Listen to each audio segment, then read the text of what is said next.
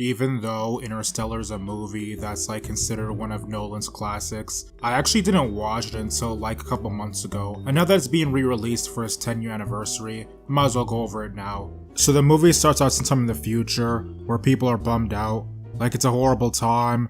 Apparently there's some breakdown in society, everyone's living trash, it's just not cool outside. And the main character lives on a farm with his, son and daughter, and he is a pilot who does stuff. He knows about science, and his daughter is someone who actually cares, and his son is like, somebody else. While they're going on their regular mission to whatever they do in the farm, they come across like a drone plane thing or whatever, and bring it back with them, and he drops his kids off to school. So sometime later, it turns out his daughter got into a fight with some other kids over like space. So when the main character comes to sort it out, the teachers are looking like the daughter's in the wrong or something, even though they all grew up in a time where everyone knew that the world was flat and space existed and everything. But I guess because everything, went to trash, now people are taught that stuff that we already knew for thousands of years isn't true. And for some reason, we are supposed to believe that America would just take that line down or something, but, whatever.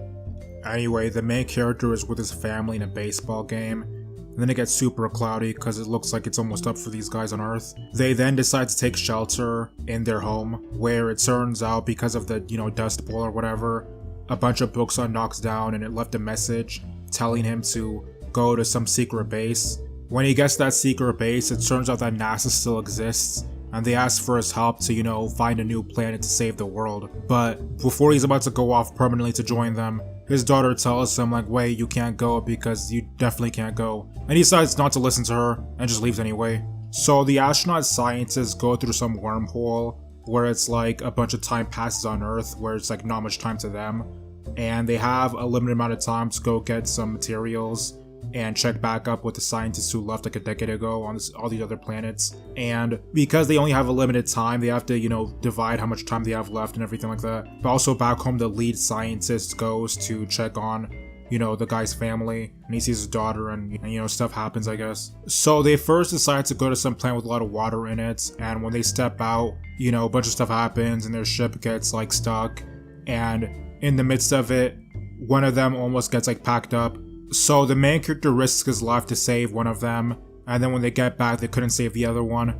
And it turns out this little expedition of theirs cost them like 1,000,000 years. So now the one guy left back in the ship is like super old. And now the main character has missed like a lot of his kids growing up and stuff.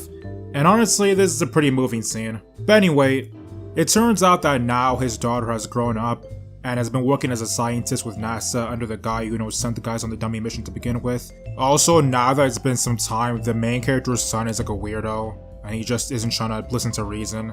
When they're trying to do something, like move them out of the house, he's refusing. He's like, no, I stayed here all my life and I'm gonna listen. Like, it's a house. It's not like your great-great-great-great-great-great-great-grandfather lived in the house either. So like, get over it and just move to shelter.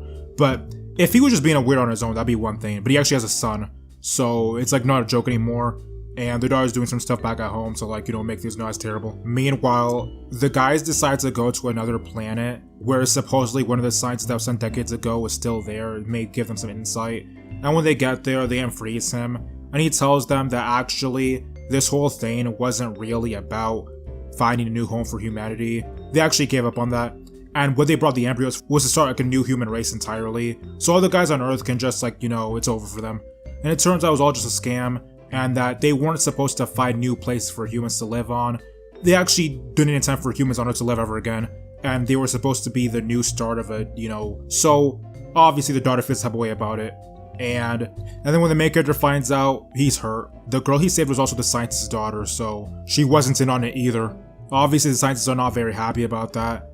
And the main character now feels the type of way about his life decisions. So when the main character goes with the astronaut who was stuck there for like decades, it turns out he tried to snake them to take their ship, and he ends up murking the third scientist that was with them, so now it's just him and the girl, and he steals the ship and tries to escape, but then the ship he still gets torn apart, so it's up with that. In the midst of all the extreme turbulence, the main character sacrifices himself to make sure that the woman scientist remains alive and goes to the other planet with like all the remaining embryos and stuff, and he ends up in a black hole. It turns out it's actually a pathway to the past, where he can communicate with himself and just see his former memories and everything. He tries to send a message to not go to space because it was all a waste of time and everything. And it turns out that wind that we saw early in the movie, that was actually him. But at this point, I'm like, I know it's been like a million years since you left in real time, but as far as the main character was concerned, he left like a couple days ago, if that. Like, you know your frame of mind yesterday. Why would you ever think that you'd all of a sudden change your mind because you got like hints? Like, do you not remember 2 nights ago when you were like, I don't care, I'm leaving anyway? I feel like if somebody's this much of a scientist and stuff, they should understand how futile it is to like try to warn themselves with the same warnings they themselves just ignored like 2 days ago.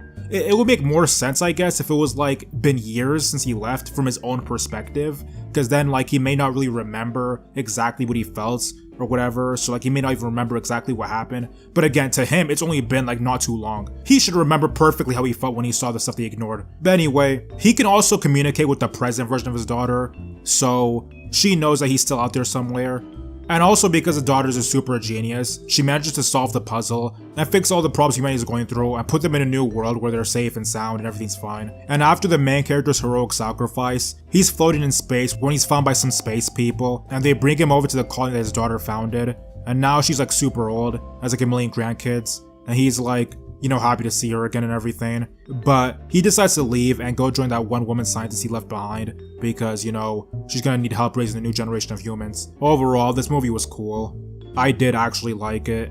I wouldn't say it's my favorite movie of all time or anything. One thing I like about it is I feel like even when movies aren't like amazing, I have to give them a certain amount of props when they're just based off of an entirely original idea. With all these reboots and sequels and everything coming out, and the thing is, this movie is good. Like, you know, passes aside, this movie is actually a really good movie.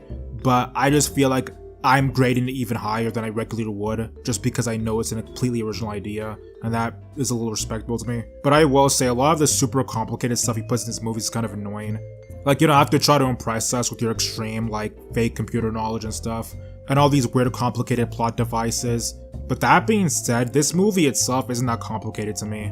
Like, it feels like a regular time thing. Like, the general plot of the movie seems fine enough, it's just like the little stupid details that are kind of annoying. But yeah, I say this movie was cool, and I would recommend you watch it, but I just told you the whole plot, so it won't be as cool if you watch it now. But yeah, that was it.